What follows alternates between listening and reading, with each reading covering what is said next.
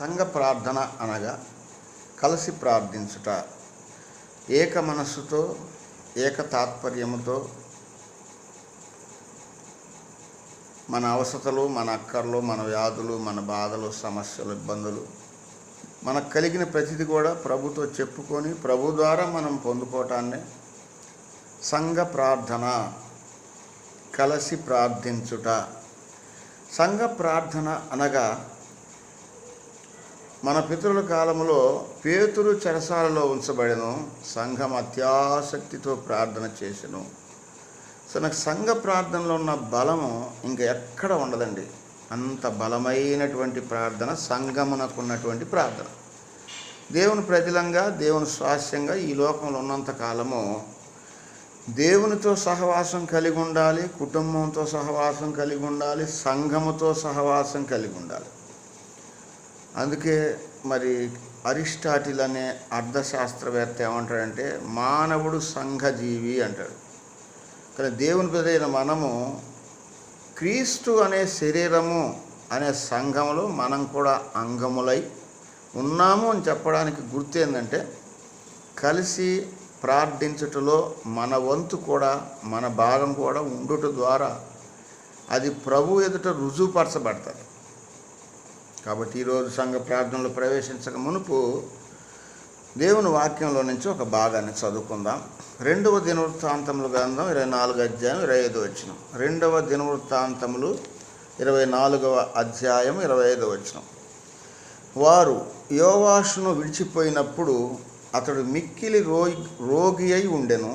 అప్పుడు యాజకుడైన యెహోయాదా కుమారుల ప్రాణహత్య దోషము నిమిత్తము అతని సేవకులు అతని మీద కుట్ర చేసి అతడు పడక మీద ఉండగా అతన్ని చంపిరి.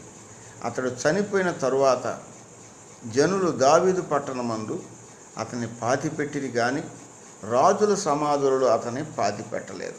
ఈడ గమనించినప్పుడు యోవాషు అనగా మనం గత దినాల్లో చెప్పుకున్నాము, వాళ్ళ యొక్క తండ్రి చనిపోయినప్పుడు చిన్న వయసులో ఉన్నాడు. వాళ్ళ దాది ఏం చేసిందంటే అందరిని చంపేసింది, రాజకుమారులు అందరిని చంపేసింది. అసలు యోధా వంశాన్నే లేకుండా చేయాలని చూసింది. కానీ యెహోయాదా అనేటువంటి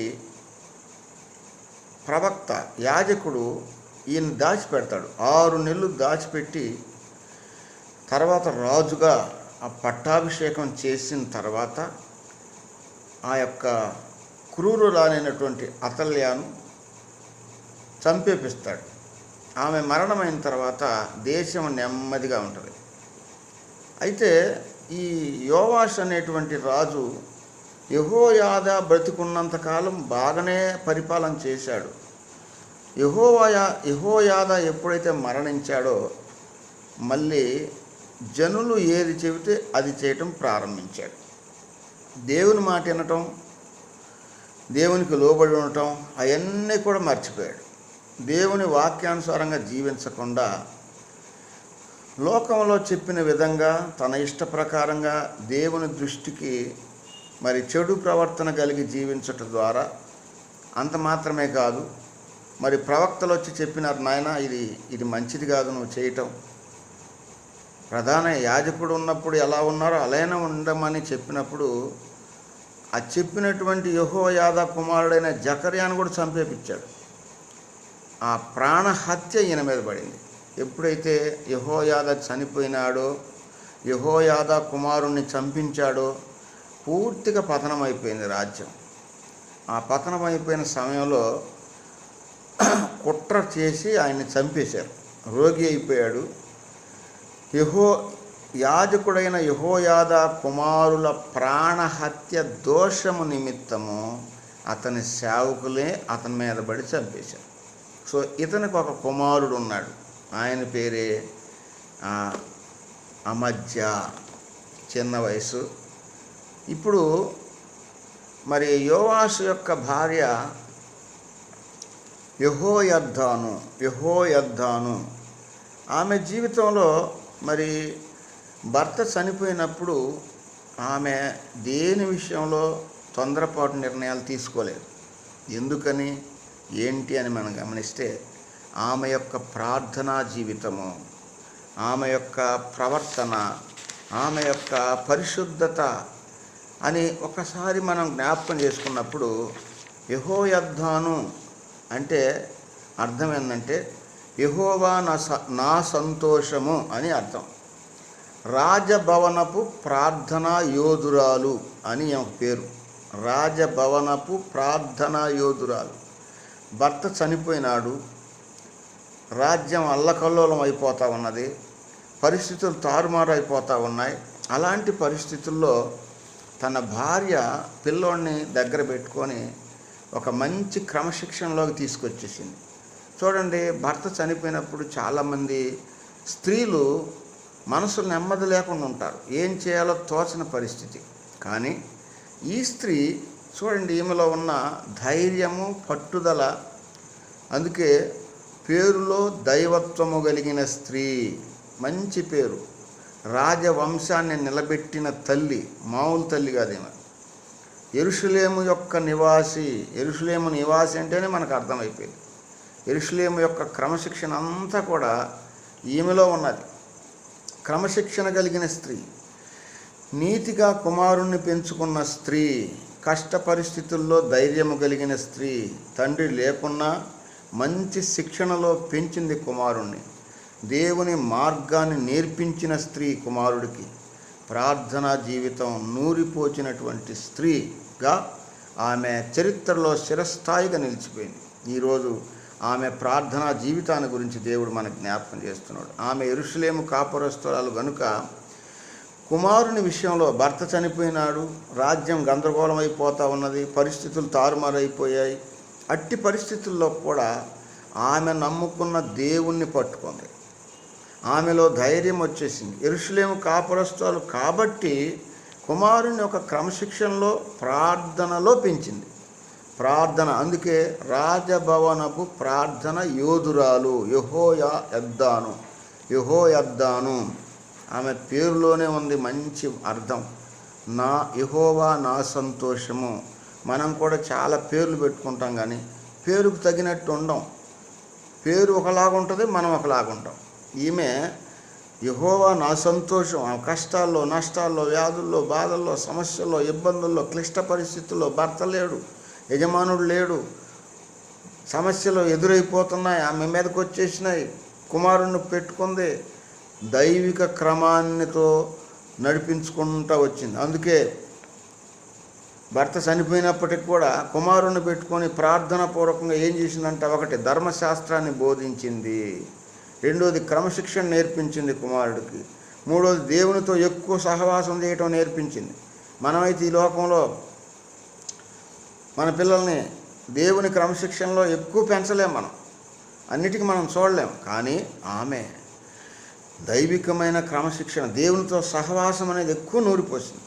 ప్రార్థన నేర్పించింది. మన పిల్లలకు మనం ప్రార్థన నేర్పిస్తున్నామా? అందుకే కుటుంబ ప్రార్థనలో పిల్లల చేత ప్రార్థన చేర్పించాలి. ఈరోజు మరి దైవ సేవకురాలు ఒక మంచి ఆలోచనతో పిల్లలందరూ ప్రార్థన చేయాలి, ఒక వారం ఒకళ్ళు చేయాలి, అందరూ ఆమెను చెప్పాలి. కొంతమంది ప్రార్థన చేయకుండా ఆమెను చెబుతున్నారు, చూసారా? అట్లా చేయకూడదు. ప్రార్థన చేయమన్నప్పుడు చేయాలి, చిన్న వయసు నుంచి నేర్పించడం.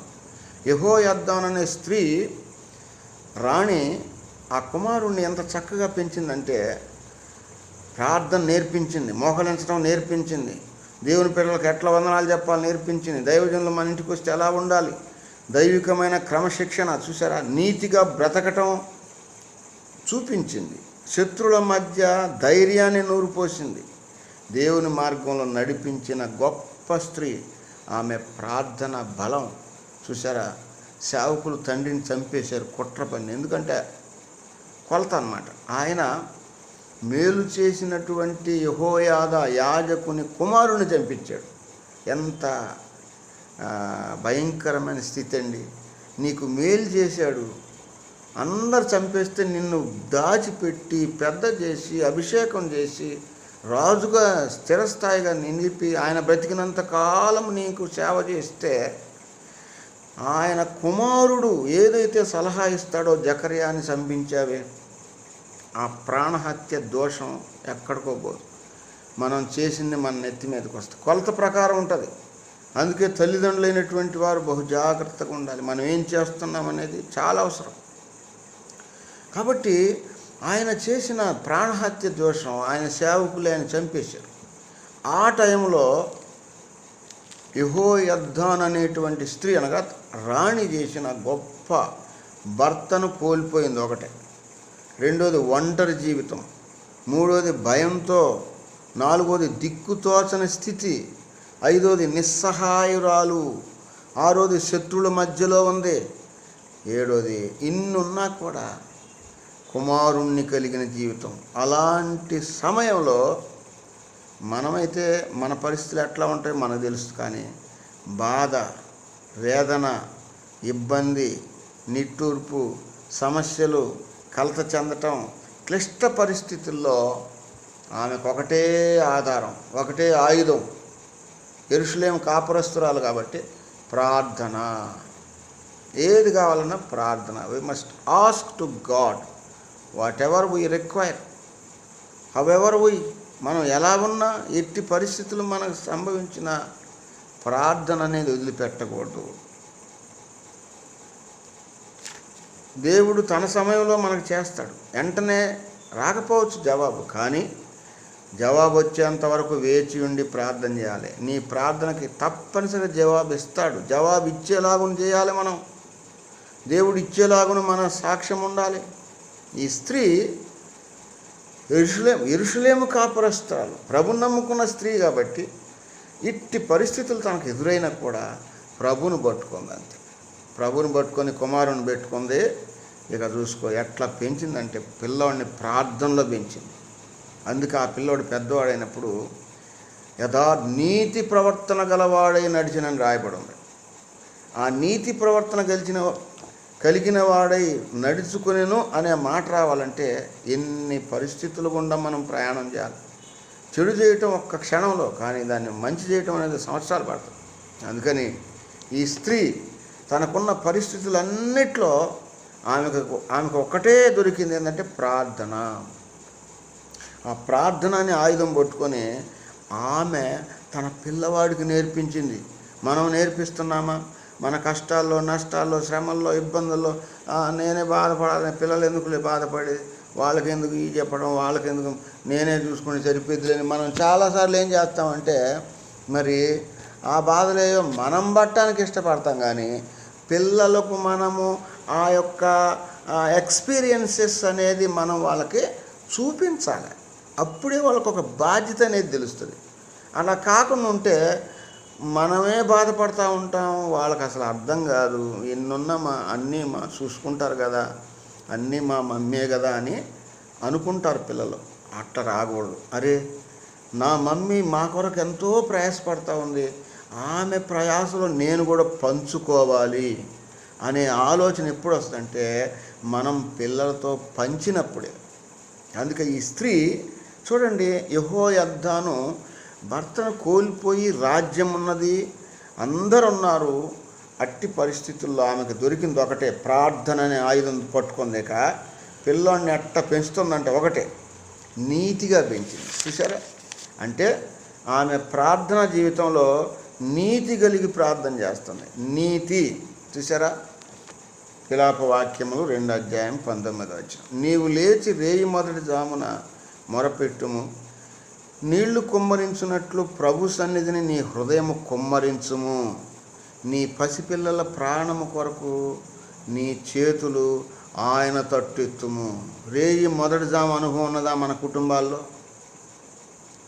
రేయి మొదటి జాము అంటే చాలామంది తెల్లారుజామున అనుకుంటారు. తెల్లారుజామున కాదు, సాయంత్రం 6 నుంచి 9 దాకా మొదటి జాము. ఆ టైంలో కుటుంబ ప్రార్థన ఉండాలి. కుటుంబ ప్రార్థన కలిగిన స్త్రీ కాబట్టి దేవుడు ఆమె చేసే ప్రార్థనకు జవాబిచ్చాడు. నీతిగా పెంచింది, నీతి ప్రవర్తనలో పెంచింది. మనం ప్రార్థనలో ప్రవేశించక మునుపు మన పిల్లల్ని ఎట్లా పెంచుతున్నాం? నీతిగా పెంచుతున్నామా? దుర్నీతి, స్వనీతి, ఇక లోకంలో ఉన్న నీతి, వాటిల్లో మనం వదిలిపెడితే దానివల్ల మనం ఎలాంటి ప్రయోజనం ప్రభు నుంచి పొందుకోలేము. కనుక ప్రార్థనకు జవాబు రావాలంటే ఒకటి, మనం నీతిగా బ్రతకాలి, మన పిల్లల్ని నీతిగా పెంచాలి. నీతితో ఆమె పెంచింది కాబట్టి నీతిమంతురాలుగా జీవించింది. ప్రార్థన యోధురాలుగా ప్రింటెడ్ అయిపోయింది ఆమె పేరు. ఈరోజు నీ జీవితంలో నీకు ఏది కావాలన్నా కూడా ప్రభు నీకు ఇవ్వాలంటే యెహోయాదాను లాంటి జీవితం నువ్వు కలిగి ప్రార్థన చేయాలి. ఆమె ప్రార్థననే ఆయుధం పట్టుకొని ఆ పిల్లోడికి ఆ ప్రార్థనలో పెంచింది, నీతియుక్తంగా పెంచింది. అందుకని మన పిల్లల కొరకు మనం రేయి మొదటి జామున లేచి మన పిల్లల కొరకు చేతులు ఎత్తున్నామా? ఆ అనుభవం ఉండి మనం ప్రార్థన చేస్తే తప్పనిసరిగా దేవుడు మన ప్రార్థన అంటాడు. మొదటిది. రెండోది చూడండి, యెహోయాదాను యెరూషలేము కాపురస్తురాలు కాబట్టి నీతిగా పెంచింది. అందుకే హబక్కూకు 2:4 నీతిమంతుడు విశ్వాసమూలముగా బ్రతుకును. యెహోయాదాను జీవితంలో విశ్వాసంతో బ్రతుకుతుంది అంతే. నీతి అనే ఆయుధాన్ని పిల్లాడికి నేర్పించింది, తను కూడా నీతిగా బ్రతుకుతుంది కాబట్టి నీతిమంతుడు విశ్వాసమూలముగా జీవించును లేక బ్రతుకును. యెహోయాదాను జీవితంలో తన ప్రార్థన జీవితం ఏంటంటే విశ్వాసముతో ప్రార్థన చేస్తూ ఉంది. కుమారుడికి కూడా విశ్వాసాన్ని నూరిపోసింది. అలా ప్రార్థించడం ద్వారా దేవుడు మన ప్రార్థన అంటాడు. రెండోది చూద్దాం, భక్తితో పెంచింది. పిల్లోని భక్తి వైరాగ్యాలు కలిగి ఉంది. యాకోబు పత్రిక 1:27 తండ్రి అయిన దేవుని ఎదుట పవిత్రమైన నిష్కలంకమైన భక్తి ఏదనగా దిక్కులేని పిల్లలను విధవరాండ్రను వారి ఇబ్బందుల్లో పరామర్శించుటయు ఇహలోక మాలిన్యము అంటకుండా తను కాపాడుకొనుట. చూసారా ప్రియమైన సహోదరుడా సహోదరి, ప్రార్థనలో ప్రవేశించక మునుపు దేవుని ఎదుట పవిత్రమైన భక్తి అంటే ఏంటి? దిక్కులేని పిల్లలు. చూసారా, తండ్రి లేని పిల్లలు, తండ్రిని కోల్పోయిన పిల్లాడు. ఆ మధ్య యెహోయాదాను తన కుమారుణ్ణి అంటే దిక్కులేని వాడిగా చూడలేదు. నా కుమారుడు, నేనే ఆయనకు సర్వమని పెంచిందండి. విధవరాండ్రను వారి ఇబ్బందుల్లో పరామర్శించుటే. వాస్తవం చెప్పాలి, ఎందుకంటే ఏదో నా గొప్పతనం కొరకు చెప్పుకునేది కాదు. కానీ మరి తల్లిదండ్రులు లేని పిల్లలంటే ఎవరికైనా బాధగానే ఉంటుంది. మరి నాకైతే ఆ మనసు ఒప్పదు. వాళ్ళకి ఏదో ఒకటి చేయాలనే మనసు ఉంటుంది నాకు. ఎవరైనా సరే నా దృష్టికి వచ్చినప్పుడు తండ్రిని కోల్పోయారో తల్లిని కోల్పోయారో సెమీ ఆర్ఫన్స్ ఎవరున్నా సరే ఆ మనసులో ఒక వేదన అనేది అది ఒకరిని చూస్తే వచ్చేది కాదు, దేవుడు పెట్టిందండి.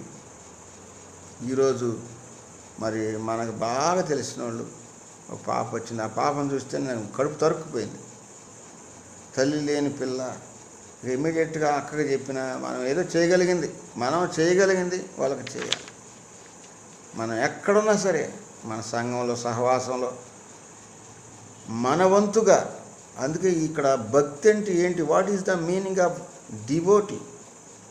ఆ భక్తి గురించి యాకోబు అంటాడు, తల్లిదండ్రులు లేని పిల్లల్ని విధవరాండ్రని వారి ఇబ్బందుల్లో, ఎన్నో ఇబ్బందులు ఉంటాయి, మనకే ఎంతో ఉంది, సరిపోవటం లేదండి. పాపం వాళ్ళ జీవితాలు, వాళ్ళ పరిస్థితులు ఏంటి ఒకసారి గమనించాలి. మనం ఏదో చేస్తామంటే రకరకాలుగా ఆలోచించే వాళ్ళు ఉంటారు. నా దృష్టికి వస్తే నేను చేస్తూ ఉంటా. అరే అంటే అది చేసేటప్పుడు రకరకాలుగా ఆలోచన చేసేవాళ్ళు ఉంటారు. ఆ ఆలోచనలు మనం పట్టించుకోకూడదు. మనం దేవుని వైపు చూడాలి. దేవుడు మనకేం చెప్పాడో అది చేయాలంటే నా ఉద్దేశం, అది నా ఆలోచన.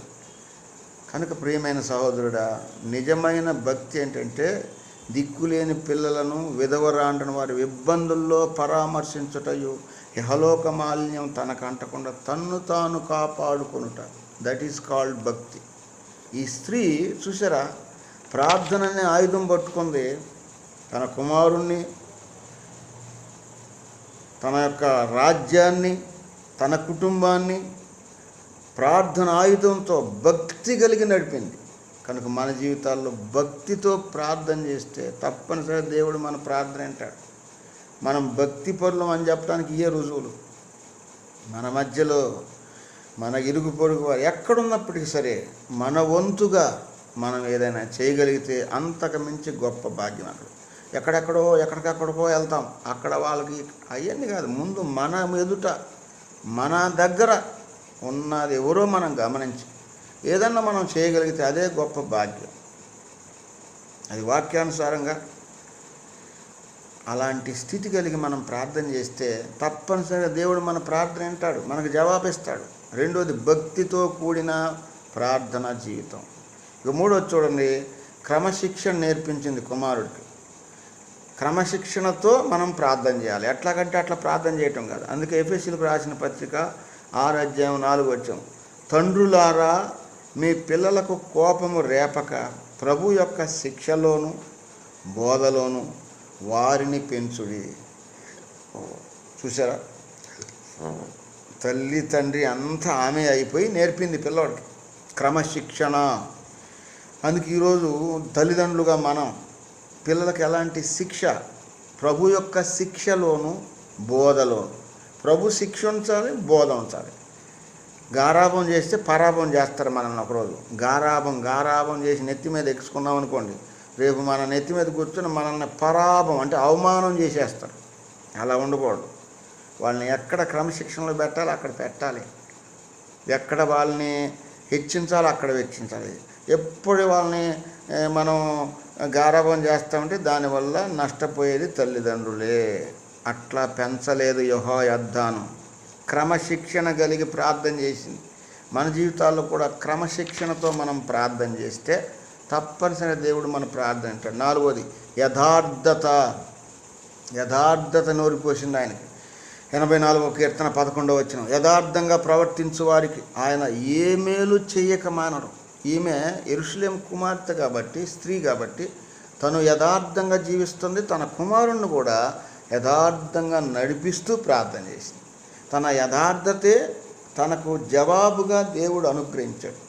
మనం ఎవ్వరమైనా సరే యథార్థమైన జీవితంతో మనం ప్రార్థన చేస్తే తప్పనిసరి దేవుడు మన ప్రార్థనకు జవాబిస్తాడు. కాబట్టి యెహోయాదాను చేసిన ప్రార్థన ఒకటి నీతితో, రెండోది భక్తితో, మూడోది క్రమశిక్షణ, నాలుగోది యథార్థత, ఐదోది భయము. దేవుడంటే భయము. ద్వితీయోపదేశకాండం 6:13 నీ దేవుడిని యెహోవాకు భయపడి ఆయనను సేవించి ఆయన పేరిట ప్రమాణము చేయవలను. దేవునికి భయపడాలి మనం. లోకానికి, మనుషులకి, పరిస్థితులకి, వ్యాధులకి, బాధలకి, జబ్బులకి, నాకేమైపోయింది ఇంకా 4 రోజులుగానే జబ్బులకి, వీటికి మనం భయపడకూడదు. దేవునికి భయపడాలంటే ప్రభా నీ చిత్తం, ఎప్పుడు రమ్మంటే అప్పుడు వస్తా, ఉన్నంత వరకు నీ పనిలో ఉంటా, నీ సేవ చేస్తా, నా పని నేను చేసుకుంటా, నీ సేవ కూడా చేస్తా, మందిరంలో పని చేస్తా, దేవుని ఇంట్లోకి వెళ్తా, వారకుడికల్లో పాలు పొందుతాను, నా పని కూడా నేను చేసుకుంటాను. కనుక దేవుని పనిలో మనం ఎప్పటికీ ఆయనకు భయపడి మనం ప్రార్థన చేస్తే తప్పనిసరిగా దేవుడు మనం ప్రార్థించడానికి. ఆరోదిగా ఆజ్ఞలను పాటించటం నేర్పించింది. సామెతలు 3:1 నా కుమారుడా, నా ఆజ్ఞలను హృదయపూర్వకంగా గైకొనుము. దేవుని ఆజ్ఞలను మనం హృదయపూర్వకంగా గైకొంటే మనకిచ్చే గొప్ప ఆ ధన్యతలు సపరేట్గా ఉంటాయి, మనం పట్టుకోలేము. ఆజ్ఞలను అనుసరించి నడవటం నేర్పించింది. అందుకే ఆమె ప్రార్థన దేవుడు విన్నాడు, ఆ కుమారుడు ప్రార్థన కూడా విన్నాడు. కనుక ఈరోజు యెహోయాదాను ప్రార్థన జీవితంలో దాగి ఉన్న 7 కోణాలు. ఒకటే నీతిగా ప్రార్థన చేస్తూ ఉంది, నీతి నేర్పింది, ప్రార్థన చేసింది. రెండోది భక్తి నేర్పించి భక్తిపూర్వకంగా ప్రార్థన చేసింది. 4 క్రమశిక్షణ నేర్పించింది, క్రమశిక్షణ కలిగి ప్రార్థన చేసింది. 5వది యథార్థత, 6వది భయము, 7వది నీతి, భక్తి, క్రమశిక్షణ, యథార్థత, భయము, ఆజ్ఞలను పాలించడం. 7వదిగా వినయ విధేయతలు. కుమారుడికి వినయ విధేయతలు నేర్పించింది. వినయ విధేయతతో మనం ప్రార్థన చేయాలి ప్రభుకి. ఎఫెసీ 6:1 పిల్లలారా మీ తల్లిదండ్రులకు విధేయులయ్యుండుడి. ఆ పిల్లలు ఎవరికి ఎట్లా విధేయత, ఎవరిని ఎలా ట్రీట్ చేయాలి అన్నీ చక్కగా నేర్పించింది. విధేయతతో ప్రార్థన చేయటం ఆమె నేర్చుకుంది, కుమారుడికి నేర్పించింది. కనుక అందుకే ఆమె రాజభవనపు ప్రార్థన యోధురాలు. ఆ ధన్యత మనము కలిగి ప్రార్థన చేయాలి. కనుక ఆమెకు వచ్చిన పరిస్థితులన్నిటిలో ఆమెకు ఒకటే ఆయుధం ప్రార్థన. ఆ ప్రార్థన ఆమె నేర్చుకుంది, కుమారుడికి నేర్పించింది. ప్రార్థన పూర్వకంగా కుమారుని రాజుని చేసింది. ఆ కుమారుడు కూడా మరి ఆయన నీతిగా ప్రవర్తించెను అని పరిశుద్ధ గ్రంథంలో రాయబడి ఉంది. ఆయన జీవిత దినముల్లో నీతిగా ప్రవర్తించెను. చూడండి 25 అధ్యాయం 2 వచనం. అతడు యెహోవా దృష్టికి యథార్థంగా ప్రవర్తించెను. చూసారా, యథార్థమైన జీవితం మన జీవితాల్లో కూడా. మరి యెహోయద్దాను అనే రాజభవనపు స్త్రీకున్న 7 లక్షణాలు మనం కలిగి ప్రార్థన చేసినప్పుడు తప్పనిసరి దేవుడు మన ప్రార్థన కూడా వింటాడు, మనకు జవాబిస్తాడు. అట్టి కృప మనకు అనుగ్రహించును గాక. ఇప్పుడు మనం